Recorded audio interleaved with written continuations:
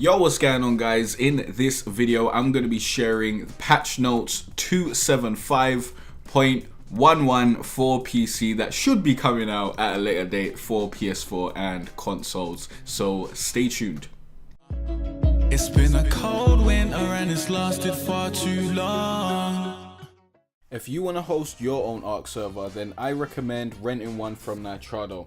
They're also the official server provider for Wildcard. Go to jaycartere.com/Nitrado to rent your own Ark server and help out the channel in the process.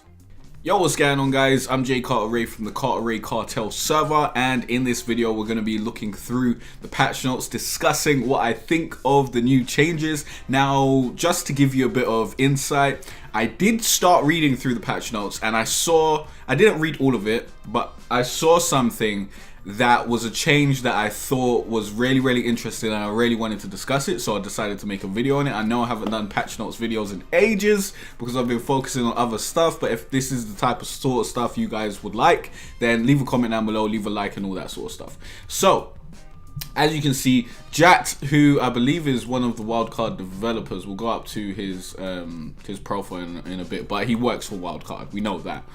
I think he's a lead community manager actually.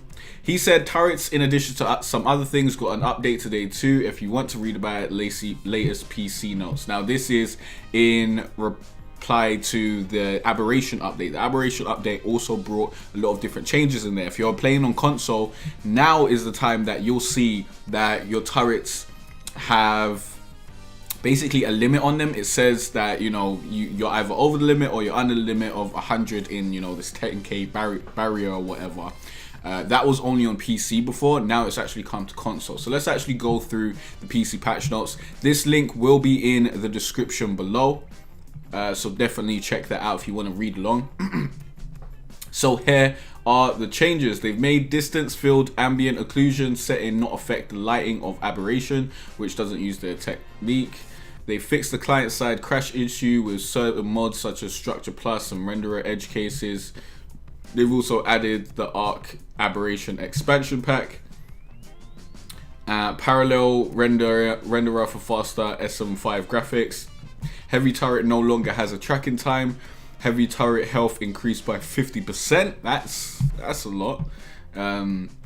But you know, I don't know, man. The heavy turrets don't really replace the normal turrets for me. I think it's silly. Like what they've done in terms of the turret stuff is probably gonna kill official. Like if you're playing on official and you've got a base and you built it with normal turrets, you're probably gonna quit at this point. It's gonna make raiding easier. It's gonna make it easier to get rid of people. But then again, maybe it balances it out. Maybe it makes new players have more chance to raid alpha tribes. Maybe it balances it out. It's very interesting. I guess we're gonna see. Well, I'm not gonna see because I don't play on official, but if you play on official, then I guess you will see.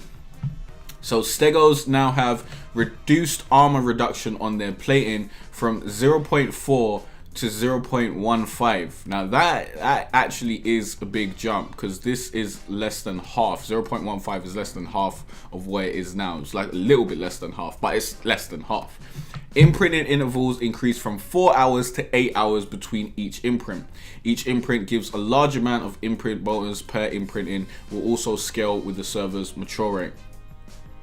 This is what I wanted to talk about, because I have talked before about how unhealthy Ark is and how much they just want you to dedicate your life to this game and give up everything outside of it. Like give up any goals you had in life, any sort of thing that you were chasing outside of Ark. Like they want you to give it up and dedicate your life to the game because they require so many hours, and breeding was one of the worst offenders. Like if you wanted to breed something and get it to a place where you could actually be competitive with it, you would have to imprint it, and in order to imprint it you would have to wake up every 4 hours to imprint that dino like you were raising a real fucking baby in real life. And that is silly. That's not gameplay. That's not gameplay. Like this is a game. At the end of the day, they gotta realize this is a game. As much as they want it to be a survival game or some sort of simulation, it's still a game. It's still supposed to be fun. And waking up sorry, there's my alarm going off. Like I'm supposed to be waking up every 4 hours. Waking up every 4 hours is not fun. Maybe it's fun for some people. I don't know. Maybe some people are into that. Not fun for me, and I don't think it's fun for the majority of people. Them changing that to 8 hours between imprint is much better, because now it gives you 8 hours, which is the recommended time you're supposed to sleep. So you can do an imprint, go to sleep, have a full 8 hours sleep, wake up refreshed and nice and rejuvenated, or have a mug of coffee in order to get refreshed and rejuvenated. But you can have a full length of sleep and then get up and then imprint and then get on with your day. That you're gonna have another 8 hours sleep, but it's less intensive, it's less intrusive into your life, and you can actually do it if you've got other goals in mind. But I still am not happy with the rates on official servers anyways, and I doubt that's going to change anytime soon, because it's way too grindy and it really does reward you having no life. Like, I believe that is very, very true about official servers. But I do like the direction that they're going in, because breeding wasn't good. It wasn't good. Getting up every 4 hours was not good, not healthy.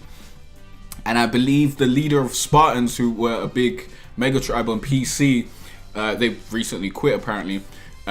He made a video talking about the unhealthiness of imprinting and all that sort of shit as well, and I'll link that down below. I agree on some points in terms of imprinting, and the game can get really unhealthy if you're dedicating a lot of hours to it, because it does require that. So I'll leave that down below, but I do disagree with some of his other points, like the rates. Like he said how, because the game started off at 1 times, then it went to 2 times, which is now our 1 times that we have. And he said that that's basically too much, because you can build a base in 2 weeks.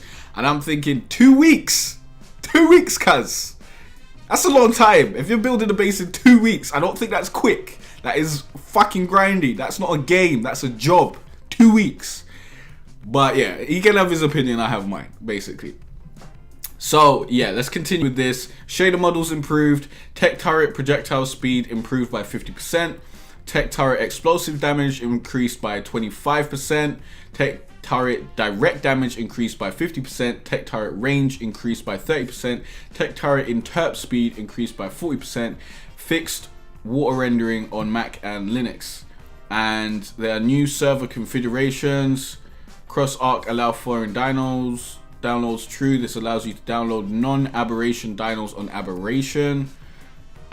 Script shooter modifies corpse and dropped box lifespan. Global powered battery durability decrease per second. The rate at which charged batteries are used in electrical objects. I believe these are going to be added to the Nitrado backend soonish, but these things are good to note down if you're making an Abberation server, so definitely do that. But yeah, what I've got from these patch notes is that they know the turret nerf is coming. They're trying to beef up the heavy turrets. They're trying to beef up the tech turrets so that we have some sort of compromise, so that there's only 100 turrets per, like, I think it's 10k radius or something like that. But your turrets are also more powerful, so they deal a bit more of a punch. But still, like, come on, a few stegos and you're still in a base. But that's the way it is now, to be honest. If you've got some good blueprints or some good saddles, a few stegos and you're in a base, or a few Brontos and you're in a base. So that is raiding in Ark. I don't know what, there probably will never be a change to it, but I guess I do understand that this limit to 100 in a certain range may actually bring the extremes of Ark closer together, closer to the middle. Like the new players who have absolutely nothing and the alpha players who have pretty much everything. It might actually push them more towards a more level playing field. So someone who's just got started may be able to raid the alpha, although I highly doubt it. Like maybe in like a month or 2, if you build great alliances and breed up some dinos and do all that sort of shit, and if the alpha doesn't wipe you in that time, you got really lucky. So I don't know. It may make it more competitive. At least beta tribes will have a chance to take on the alpha tribes.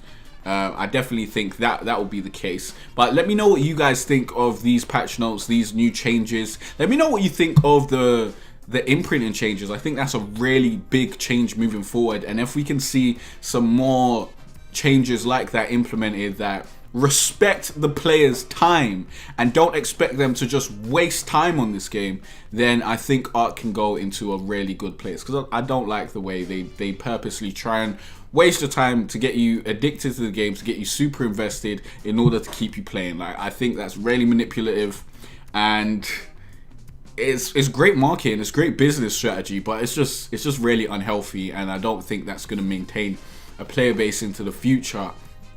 Although you may just have a bunch of diehard fans who turn other people into diehard fans. You never know. But yeah, leave your opinions down below. This is going to be a very interesting video. Thanks for watching and liking and subscribing, and I'll see you guys in the next video.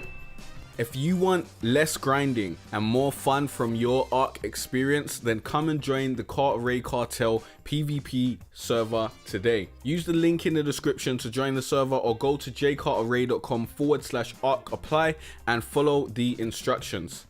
This is a boosted PvP server, so you don't have to grind for days to have an hour of fun like the official rates. All the rates and more information about the rules and the stats on the server is available at jaycartere.com/Ark apply and in my Discord server.